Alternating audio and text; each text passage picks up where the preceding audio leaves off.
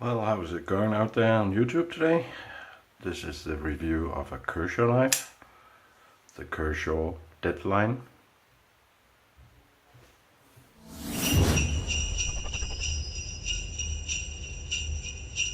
Today we're back in the sort of budget range where I usually feel most comfortable. I know that yesterday I uploaded a video about the CT0456 and it was also made by Kai as well as the Kershaw is as well, but it was of course in a completely different price range, and I have to sort of get the feel for this one after the great 0456, but I'll try to manage. This is a good knife in its own right, and I think I can still do an honest review of it. This, as well as 0456, was lent to me by Stephan of the EDC Austria channel, who makes videos in both English and German, and of course I have to thank him for lending me these knives, and this is the second of his knives that I'm going to review. The Kershaw Deadline, as I said, and as usual I think we start at the blade. We have in this case a black coated blade with a bit of polishing at where the Kershaw logo is, and around the ricasso, and a bit of a swedge on top, and we are, in this case I'll call it a Wharncliffe. You can correct me if you think I'm wrong. A swedge on top, as I said, a bit of jimping on top, which is quite nice, not cutting into your thumb in any way. And then we have the flipper, a very small flipper, which is in no way influencing the action. It is still very nice action. I think they must have done something right with the flipper geometry or something, because it is quite a nice action, very easy.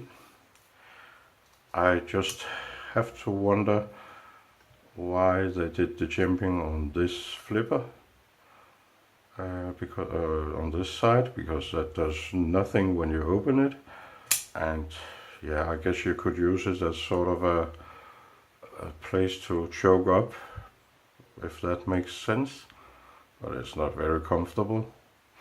And even, I think I'll see if I can show you, even in front of the flipper you can see that it's almost 90 degrees. In front of the flipper there's some jimping as well, which you never even touch, because you more or less work on top of the flipper, and that is it. If we look further at the handle, we have the stop pin in an open hole on both sides of the handle, which makes it sit very firmly.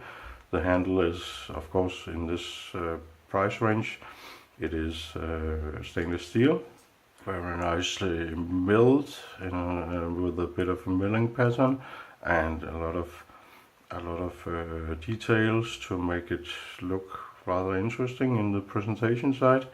We have the faceted pivot screw, or backside of the pivot screw. We have the pattern here, and they even went as far as to fill out the clip holes so that everything is nice and flush.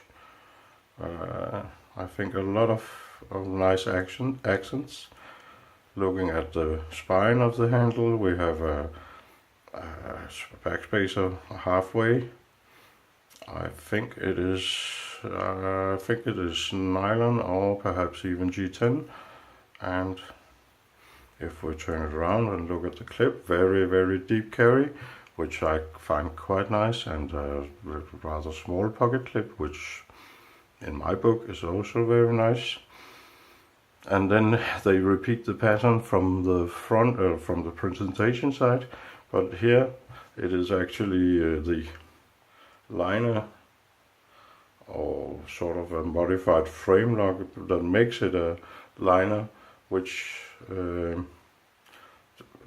does that.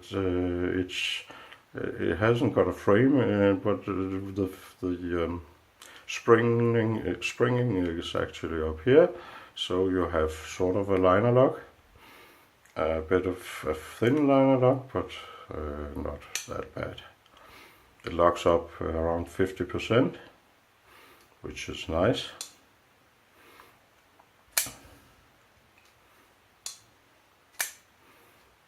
But as we can see, the spring is, or the frame lock, if you can call it that, is all the way up here, and is even helped a bit by the pocket clip for the springiness, which makes it quite different. Ergonomics is very, very nice. As we can see, there are choice for every finger, and of course if your hand fits, or your fingers fit those choices, that's okay. It does on my hand. I still have a size 9 hand, and it fits quite nicely, and I have a little bit of extra down here, but yeah, it fits very nice. It's quite comfortable.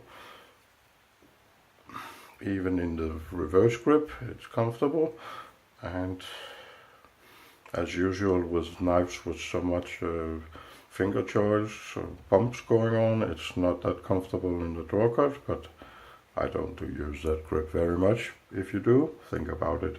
I just forgot to tell you that the blade is flat grind, and a rather thin blade, which makes it an excellent slicer. It is very, very thin, and I like that quite a lot. It's also very sharp. Quite a nice blade. I think it's gonna be a tremendous slicer actually. Action. A bit difficult to, yeah, as I said, it flips quite nicely, and the descent is very, very okay, which helps the flipping. It is in no way free falling.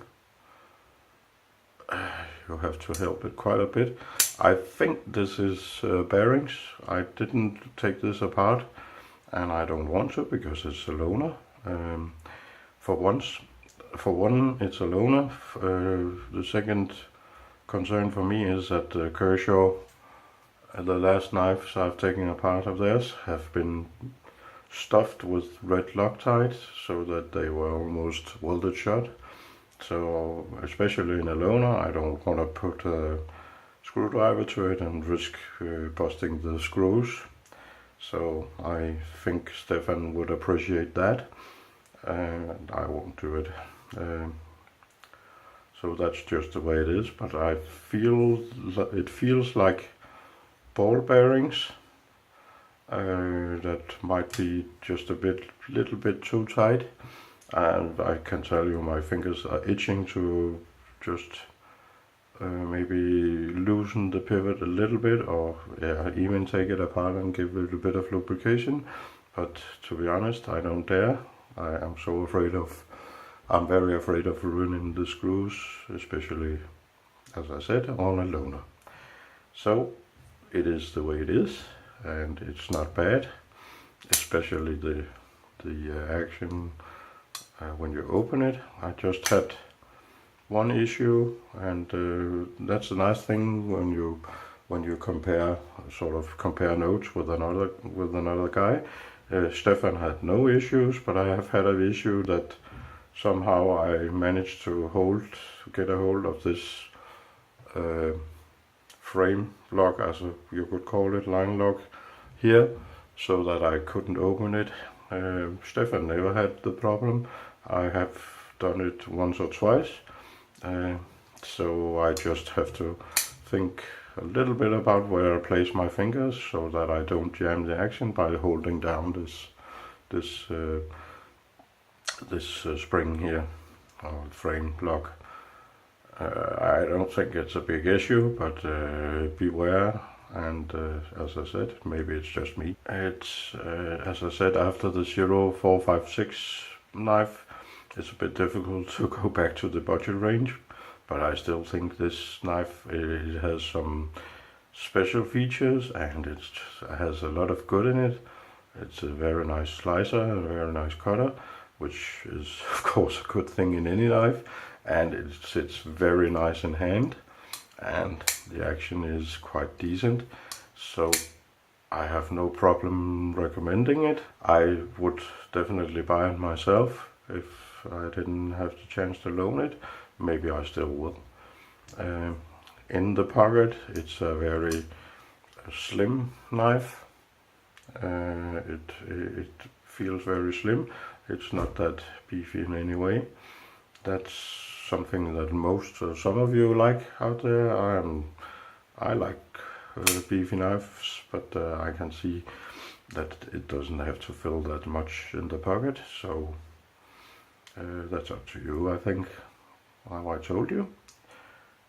And well, I just have to see. Blade steel, I didn't get the blade steel. HCR 13 MOV, a matte disc-in design, and of course made by Kai. Well, that's it. I hope you have a nice evening, Christmas, whatever it is in your country. Bye bye.